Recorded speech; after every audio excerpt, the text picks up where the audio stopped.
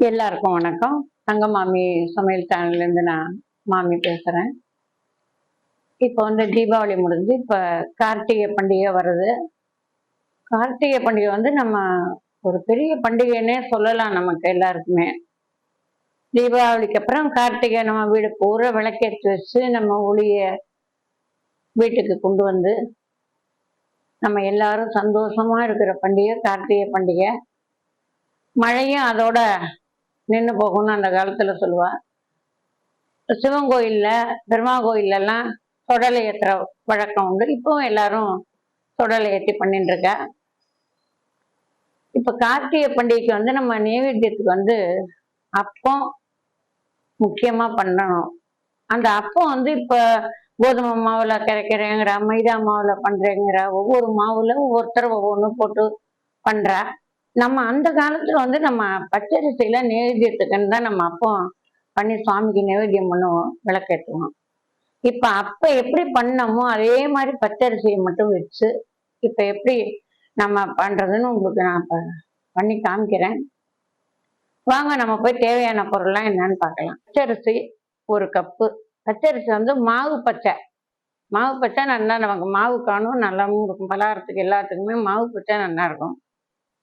வெல்லம், ஏலக்காய், தேங்காய், ஒரு வாழைப்பழம், எண்ணெய், அப்பம் ஊத்துறதுக்கு நெய். இதுதான் நமக்கு தேவையான பொருள். இப்ப பச்சரிசி இதுல நான் 1 கப்பு எடுத்திருக்கேன். 3/4 கப்பு வெல்லம் எடுத்திருக்கேன். எண்ணெய் ரீஃபண்ட் ஆயில் உபயோகிக்கலாம், கடலெண்ணெய் உபயோகிக்கலாம். நீங்க வீட்டுல எண்ணெய் வேணுமோ அதை வச்சுக்கலாம். பூராவும் நெய்யிலையும் ஊற்ற முடியாது. அதனால நெய்யும் நான் ஒரு 200 கிராம் நெய் வச்சிருக்கேன். எண்ணெய் 1/2 லிட்டர் வச்சிருக்கேன். எண்ணெயும் நெய்யையும் கலந்து வச்சோம்னா வாசனையும் ரொம்ப நல்லா இருக்கும். அப்பவும் நல்லா நமக்கு சாப்பிட்டா பஞ்சு மாதிரி வரும். எண்ணெய் நெய். இப்ப நம்ம அதை எப்படி பண்றதுன்னு நம்ம பார்க்கலாம். இந்த பச்சரிசி தண்ணியில போட்டு ஊற வைக்க போறோம்.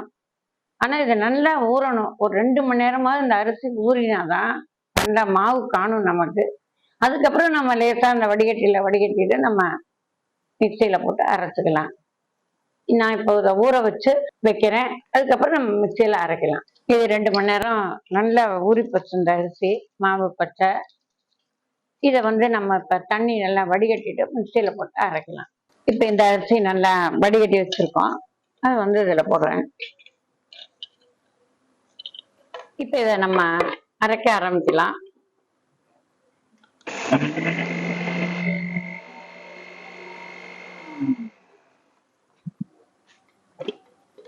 தேங்காயும் இந்த அரிசியிலேயே போட்டுரும். ஏலக்காயும் இதுலயே போட்டாச்சு.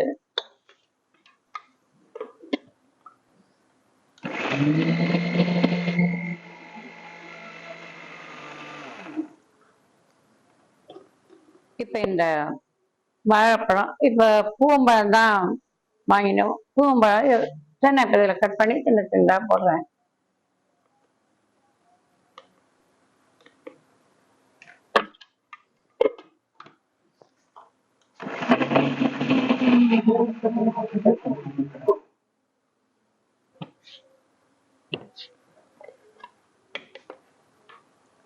கொஞ்சோண்டு தண்ணி தெளிச்சுக்கிறேன்.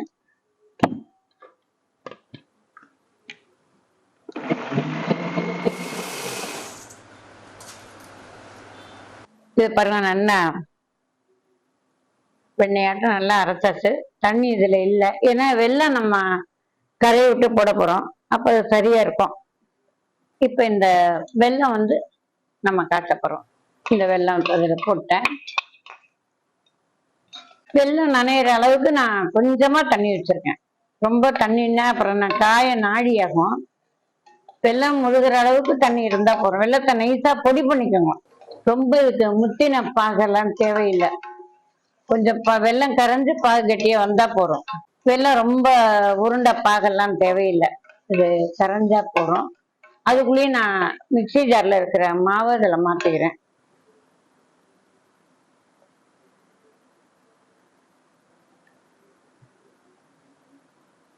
இந்த வெல்லம் கரைஞ்சு போச்சு.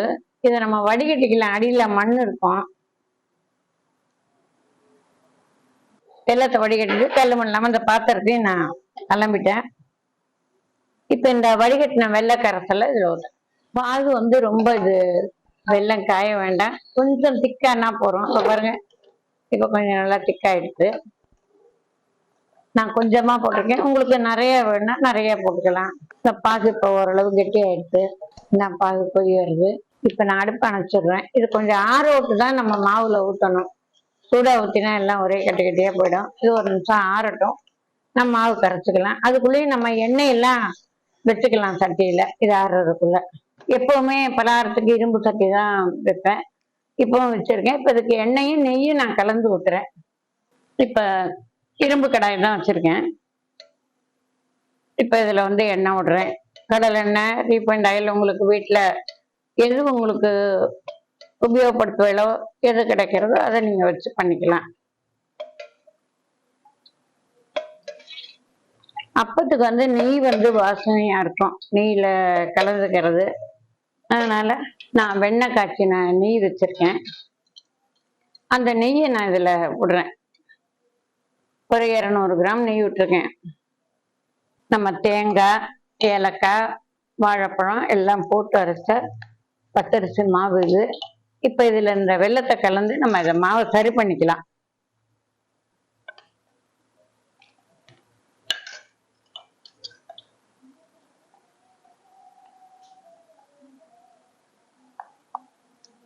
அந்த வெள்ளை கரைசல் இதுல ஊற்றியாச்சு. இப்ப கரைச்சாச்சு. இந்த மாவு சரியாயிட்டு எண்ணெய் நம்ம சட்டியில ஊற்றிருக்கோம் கடாயில. எண்ணெய் காயறதுக்கும் இதுக்கும் சரியா இருக்கும். ஒரு 10 நிமிஷத்துல எண்ணெய் காஞ்சிடும். நம்ம இப்ப அப்பம் ஊற்ற ஆரம்பிக்கலாம். இப்ப எண்ணெயும் நெய்யும் நம்ம கலந்து வச்சு எண்ணெய் காஞ்சி வச்சு, இதுக்கு ரொம்ப காய்ச்சல் வேண்டாம். நம்ம கொஞ்சம் எண்ணெய் காஞ்ச உடனே நம்ம அடுப்பு கூட சிம்ல வச்சுக்கலாம். நான் சிம்ல வச்சுட்டேன். இப்ப இந்த மாவை நான் கரண்டியில கொண்டு ஊத்துறேன்.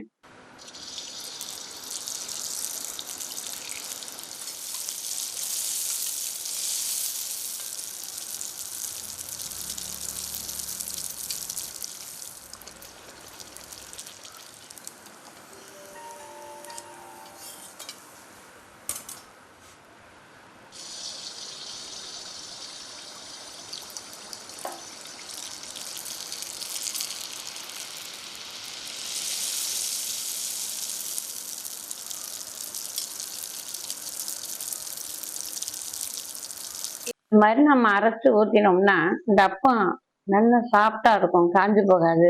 2 நாள் இருந்தாலும் நல்லா இருக்கும்.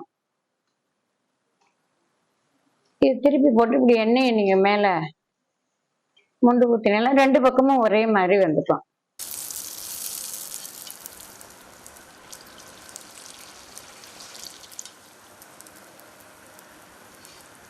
இப்ப 2 பக்கமும் நல்லா திருப்பி போட்டுங்க பாருங்க, நல்லா வெந்து போச்சு. இதே மாதிரி அந்த அப்பம் பூராவும் எண்ணெயில ஊத்திட்டு எடுத்துட்டு காமிக்கிறேன் உங்களுக்கு.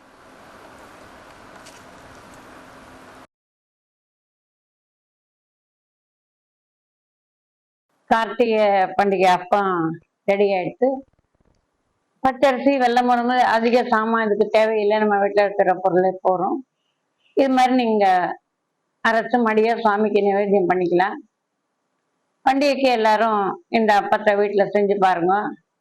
பார்த்துட்டு கமெண்ட் பாக்ஸ்ல கமெண்ட் பண்ணுங்க. செங்கம்மாவின் சமையல் சப்ஸ்கிரைப் பண்ணுங்க. மறுபடியும் அடுத்து ஒரு நல்ல ரெசிபியோட உங்களை எல்லாரையும் சந்திக்கிறேன். எல்லாருக்கும் நன்றி, வணக்கம்.